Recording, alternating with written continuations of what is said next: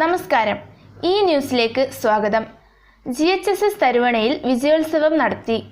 തരുവണ GHSSൽ നിന്നും 2022-23 batch SSLC +2 പരീക്ഷകളിൽ ഉന്നത വിജയം കരസ്ഥമാക്കിയവരെയും ദേശീയ സ്കൂൾ ഗെയിംസിൽ പവർ ലിഫ്റ്റിംഗ് മത്സരത്തിൽ വെങ്കല മെഡൽ നേടിയ ജാസ്മിൻ വിൽസനെയും സ്കൂൾ ഓഡിറ്റോറിയത്തിൽ വെച്ച് നടന്ന ചടങ്ങിൽ മൊമെന്റോയും ക്യാഷ് പ്രൈസും നൽകി ആദരിച്ചു. Mananthavady block panchayat member PK അമീൻ പരിപാടി ഉദ്ഘാടനം ചെയ്തു.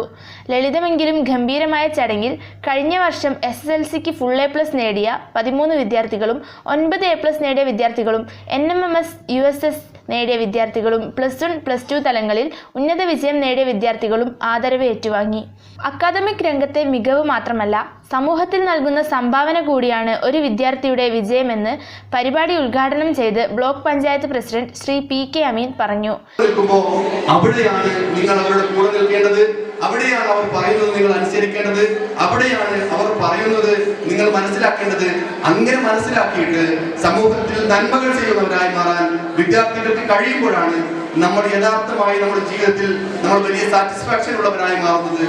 SMC ചെയർമാൻ നാസർ S അധ്യക്ഷത വഹിച്ച ചടങ്ങിൽ head master KM Muhammad, Shahida Basheer, Pradeepan master, school chairman Shahanshah, leader Shifana തുടങ്ങിയവർ സംസാരിച്ചു.